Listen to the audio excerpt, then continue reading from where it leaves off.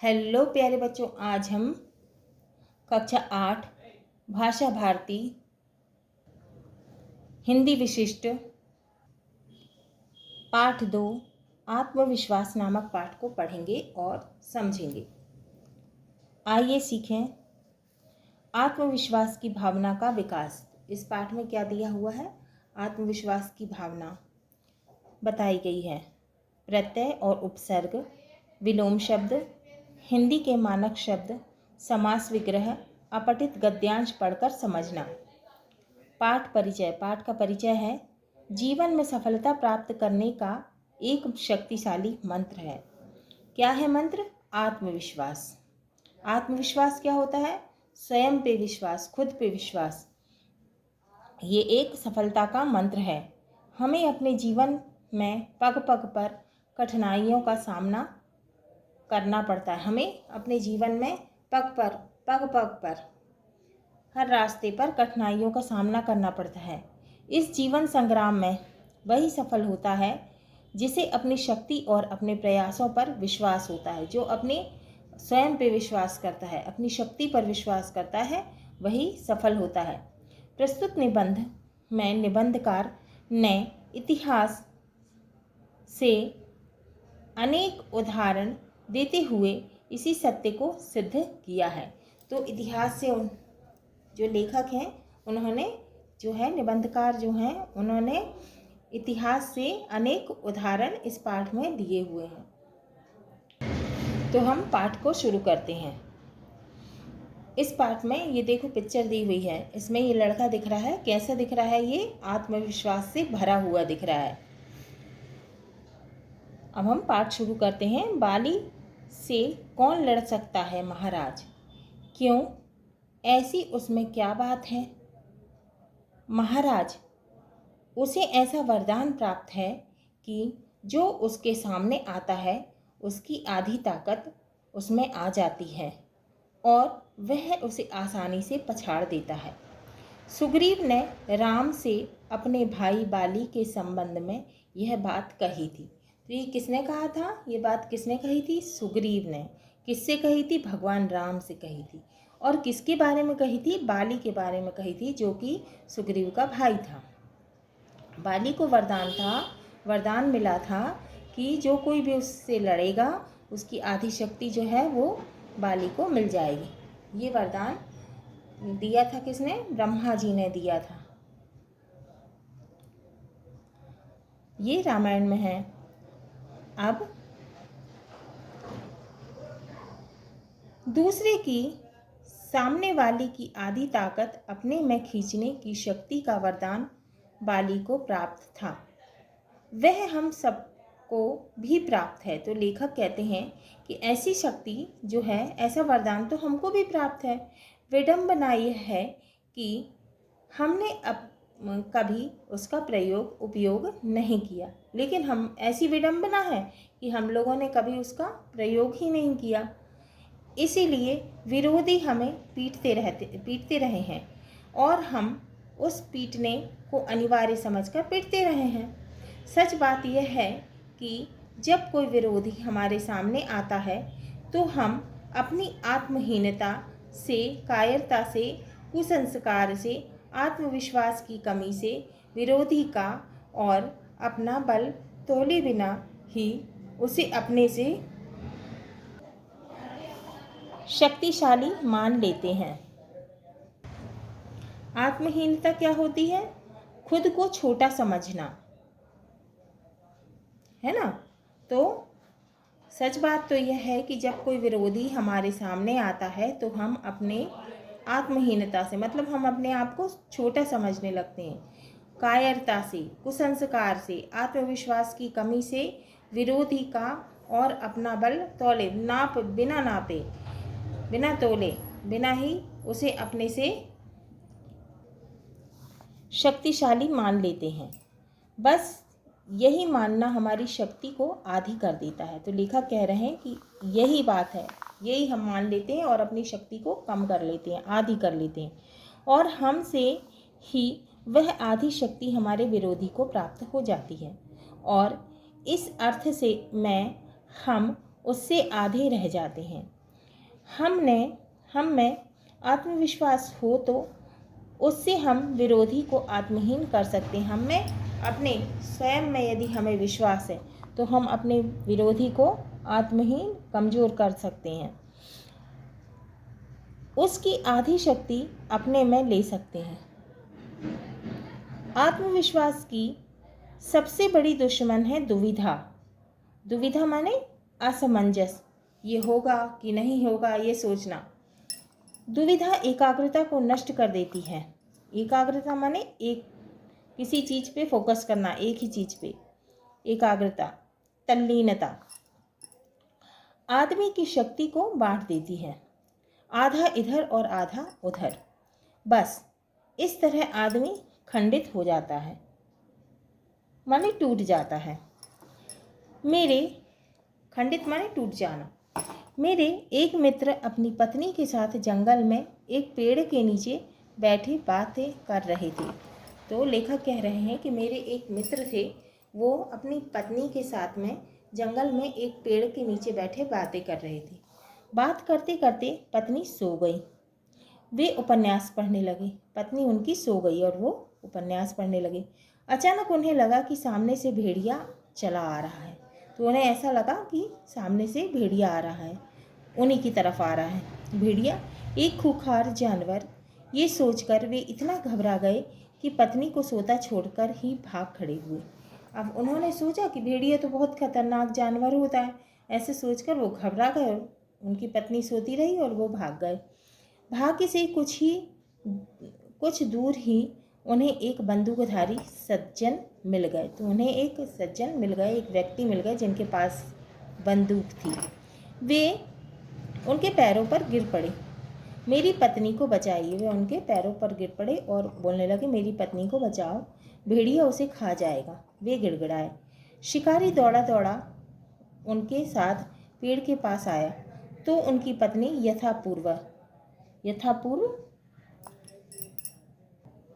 यथापूर्व का अर्थ है पहले के अनुसार, पूर्व के अनुसार, पहले के अनुसार सो रही थी और भेड़िया उसके पास रखी टोकरी में मुंह डाले पूरियां खा रहा था। कहाँ है भेड़िया? शिकारी ने बंदूक साधते हुए पूछा। शिकारी कहने लगा कि भेड़िया कहाँ है बताओ। वे कांपते हुए बोले, वह है तो सामने, वो सामने है। शिकारी बहुत जोर से हंस पड़ा। भले मानस, वो बोलने लगा, अरे भले मानस, अरे भले मनुष्य। वह तो हंसने लगा और बोलने लगा, अरे भले मनुष्य, वह तो बेचारा कुत्ता है।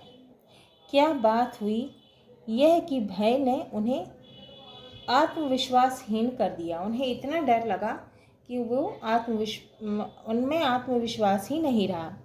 कृष्ण ने महाभारत में सर्वोत्तम काम यही किया कि पांडवों को उन्होंने आत्मविश्वास से भर दिया। कृष्ण भगवान ने महाभारत के युद्ध में यही काम किया कि अर्जुन को और पांडवों को उन्होंने क्या किया, आत्मविश्वास से इतना भर दिया कि वे अपने कार्य के महत्व को समझते थे।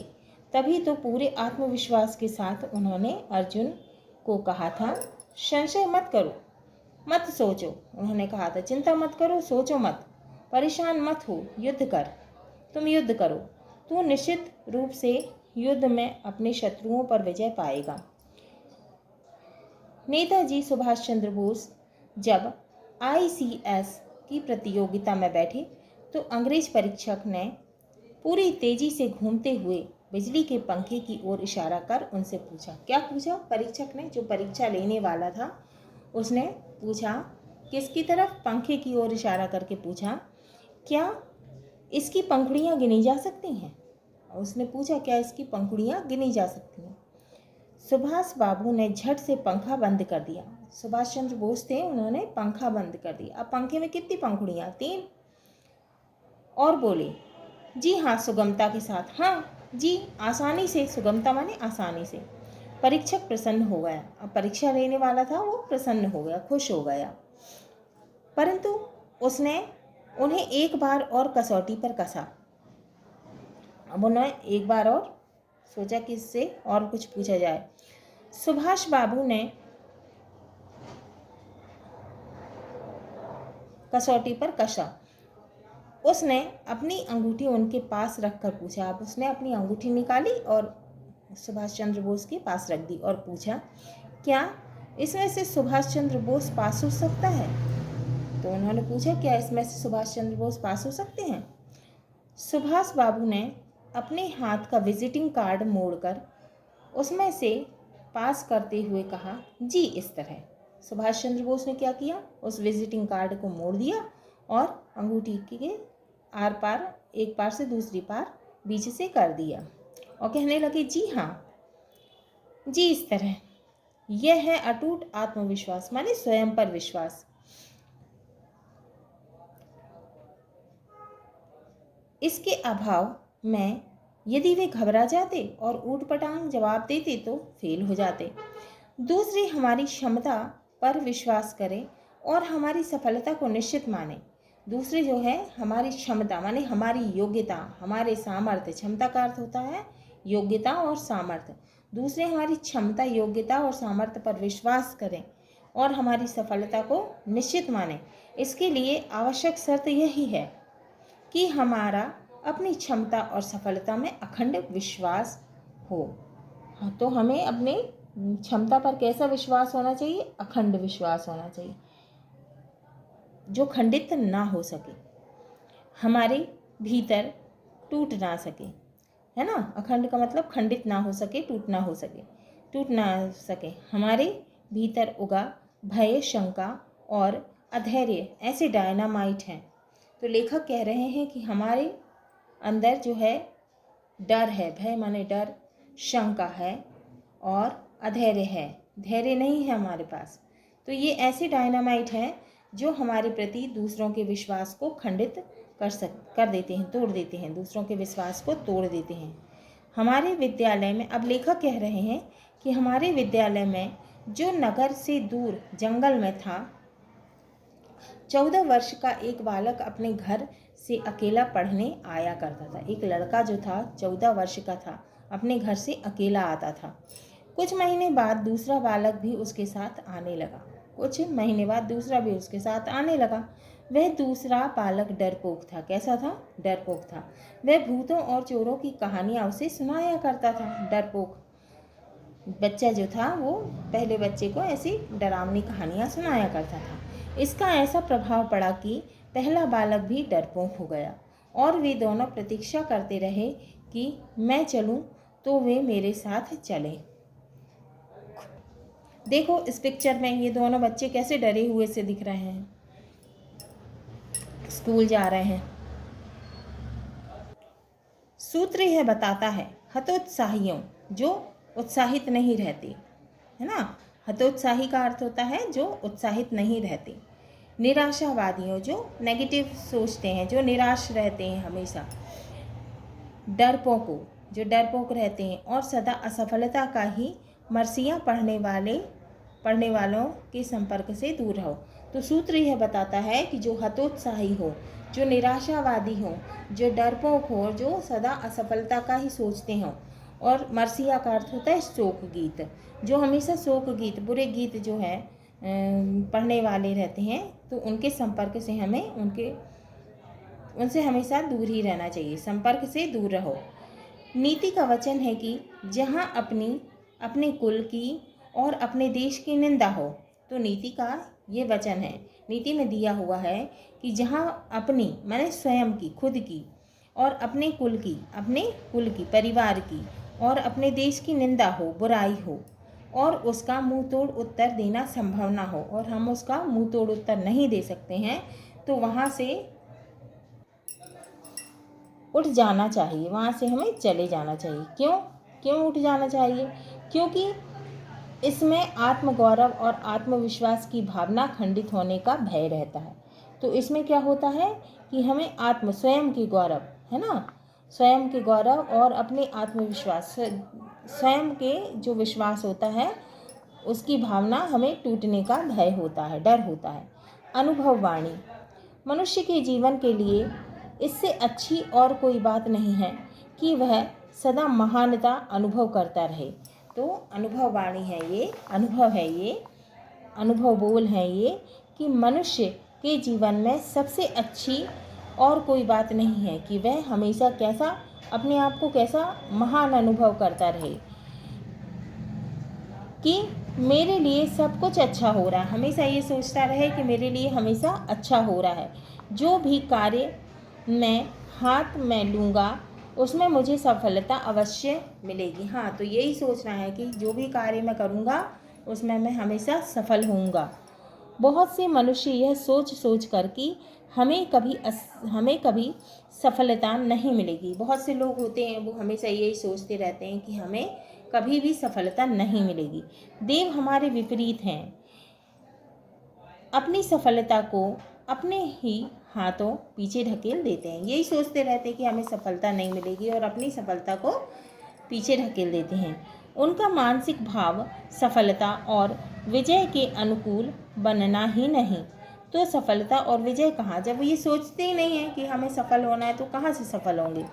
यदि हमारा मन शंका और निराशा से भरा है तो हमारे कामों का परिचय भी निराशाजनक ही होगा। यदि हमारा मन शंका से और निराशा से भरा है तो हमारे कामों का परिचय भी कैसा होगा, निराशाजनक ही होगा। क्योंकि सफलता की, विजय की, उन्नति की कुंजी माने चाबी है ना। क्योंकि सफलता की चाबी और विजय की और उन्नति की चाबी तो क्या है, अविचल श्रद्धा है ना। क्या मैं अभागा हूँ, क्या मैं भाग्यवान हूँ? इन प्रश्नों का सही उत्तर जानने के लिए किसी ज्योतिषी से पूछने की आवश्यकता ही नहीं है। तो लेखक कहते हैं कि किसी से पूछने की, ज्योतिषी से पूछने की ज़रूरत ही नहीं है कि क्या मैं अभागा हूँ। अभागा का अर्थ क्या होता है, भाग्यहीन। क्या मैं भाग्यवान हूँ, भाग्यवान का अर्थ है भाग्यशाली, है ना। तो ये पूछने की किसी से भी ज़रूरत नहीं है, किसी ज्योतिषी से ज़रूरत नहीं है। इसके लिए तो आप अपने से ही पूछिए कि आप अपने को अभागा अनुभव करते हैं या भाग्यवान। स्वयं से पूछना है, खुद से पूछना है कि हम कैसे हैं। अभागा अनुभव करते हैं तो कोई आपको भाग्यवान नहीं बना सकता। यदि आपको हमेशा अपने आप को अभागा महसूस करते हैं तो कोई आपको भाग्यशाली नहीं बना सकता। और भाग्यवान अनुभव करते हैं और अपने को, स्वयं को कैसे समझते हैं कि मैं भाग्यशाली हूँ, तो आपको कोई भी अभागा नहीं बना सकता। अपने मन को सफलता, विजय, सौभाग्य और श्रेष्ठता के विचारों और भावनाओं से सदा भरपूर रखिए। तो हमें हमेशा अपने मन में सफलता की बात सोचना है, विजय की, जीत की बात सोचना है, सौभाग्य माने अच्छे भाग्य की बात सोचना है, श्रेष्ठता माने उच्च विचार, है ना। श्रेष्ठता के विचार माने उच्च विचार, है ना। और भावनाओं से सदा अपने आप को कैसा रखना है, भरपूर रखना है। और सफलता, विजय, सौभाग्य और श्रेष्ठता की ओर आगे बढ़ते रहिए, आगे बढ़ते रहना है। जीवन में उतार भी है और चढ़ाव भी। जो लोग हमेशा उतार की बात सोचते हैं वे उन लोगों की तरह हैं जो हमेशा उतार की ही बात सोचते रहते हैं। तो वो किसकी तरह हैं, जो कूड़ा घर के पास कुर्सी बिछाकर बैठ जाते हैं और शहर की गंदगी को गाली देते हैं। जो लोग कूड़ा घर के पास कुर्सी बिछाकर बैठे रहते हैं और कहते हैं शहर कितना गंदा है ना, ऐसे होते हैं वो लोग। जन्म से ही अंधी बहरी पर विचारक और लेखिका के रूप में विश्वविख्यात का मतलब होता है संसार भर में प्रसिद्ध, हेलन केलर की यह सूक्ति सदा याद रखिए। सूक्ति का अर्थ होता है उत्तम माने अच्छा कथन, अच्छे वाक्य, अच्छा कथन, है ना। तो एक जो लेखिका थी वो पूरे विश्व में प्रसिद्ध हैं, जो विश्वविख्यात हैं, संसार भर में प्रसिद्ध हैं। वो जन्म से कैसी थी, अंधी थी, बहरी थी और बोल भी नहीं सकती थी, है ना। तो सुख का, तो उन्होंने क्या कहा, उन्होंने एक कथन कहा, सुख का एक द्वार बंद होने पर तुरंत दूसरा द्वार खुल जाता है। देखो कितने अच्छे विचार थे उनके, है ना। लेकिन कई बार हम उस बंद द्वार की ओर इतनी तल्लीनता से ताकते हैं, तल्लीनता माने एकाग्रता से देखते हैं कि हमारे लिए जो द्वार खोल दिया गया है हम उसे देख नहीं पाते। युद्ध में वे विजयी नहीं होते जो खंदक खाइयों को झांकते रहते हैं। युद्ध में वो जीत नहीं पाते जो हमेशा खंदक, गड्ढे और खाई को देखते रहते हैं, झांकते रहते हैं। विजयमाला पड़ती है उनके गले, सिर्फ विजय उनको प्राप्त होती है जो अपनी संपूर्ण शक्ति को तौलकर छलांग लगाते हैं, खतरों से खेलते हैं। जीवन के इस अनुभव को कभी मत भूलिए, जीवन के इस अनुभव को कभी भी हमें नहीं भूलना है। जो हड़बड़ा के रह गया वो रह गया इधर, जिसने लगाई एड़ वो खंदक के पार था। अब जो अपने जीवन में हड़बड़ा गया, डर गया, सो रहे इधर ही रह गया, लेकिन जिसने छलांग लगा दी वो खंदक, उसने बड़े बड़े गड्ढों को, खाइयों को पार कर लिया। अब ये पाठ किसने लिखा है? ये लिखा है कन्हैया लाल मिश्र प्रभाकर जी ने। अब हम इनके बारे में पढ़ेंगे। लेखक परिचय। कन्हैया लाल मिश्र प्रभाकर का जन्म उत्तर प्रदेश के सहारनपुर जिले के देवबंद नगर में सन 1906 में हुआ। अब इनका जन्म कहाँ हुआ था? उत्तर प्रदेश के सहारनपुर जिले के देवबंद नगर में हुआ था। कब हुआ था? सन 1906 में हुआ था। स्वतंत्रता आंदोलन में सक्रिय भाग लेने के कारण उन्होंने स्वतंत्रता आंदोलन में भी भाग लिया था। उन्हें अनेक बार कारावास, माने जेल, है ना, कारावास का अर्थ होता है जेल, तो कारावास का दंड भोगना पड़ा। प्रभाकर जी एक ख्याति प्राप्त पत्रकार थे, प्रसिद्ध पत्रकार थे। पत्रकारिता के क्षेत्र में आपने सराहनीय कार्य किया। अब उन्होंने ज्ञानोदय, नया जीवन, विकास जैसी पत्रिकाओं का संपादन करके आपने पत्रकारिता को काफ़ी ऊंचाई प्रदान की। साहित्य के क्षेत्र में आपने रेखाचित्र, संस्मरण, निबंध और रिपोर्टाज आदि विधाओं पर अपनी कलम का प्रभाव दिखाया। जिंदगी मुस्कुराई, माटी हो गई फूल, आकाश के तारे, धरती के फूल, दीप जले, शंख बजे आदि आपकी प्रसिद्ध कृतियां हैं। निम्नलिखित शब्दों के अर्थ शब्दकोश से खोजकर लिखिए। दुर्भाग्य का क्या अर्थ होता है? दुर्भाग्य का अर्थ होता है बुरा भाग्य। आत्महीनता का अर्थ होता है मन की हीन भावना। एकाग्रता का अर्थ होता है तल्लीनता। क्षमता का अर्थ होता है योग्यता या सामर्थ्य। विश्वविख्यात का अर्थ है संसार में प्रसिद्ध। तल्लीनता का अर्थ होता है किसी काम में दत्तचित्त हो जाना।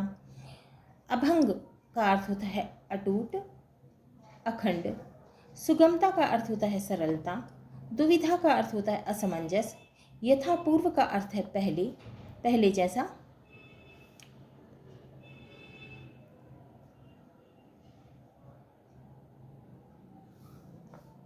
अविचल का अर्थ होता है स्थिर। सूक्ति का अर्थ होता है सुभाषित या अच्छा कथन। अखंड का अर्थ है जिसके टुकड़े ना हो सके। मरसिया का अर्थ होता है शोक गीत। हाँ तो प्यारे बच्चों, इस पाठ में हमने क्या सीखा? आत्मविश्वास की भावना का विकास, है ना, आत्मविश्वास की भावना और साहस, है ना, ये हमने सीखा इस पाठ में। तो हमारा ये आत्मविश्वास नामक पाठ पूर्ण हुआ। अगले वीडियो में हम इसके प्रश्नों के उत्तर को, क्वेश्चन आंसर को सॉल्व करेंगे, हल करेंगे।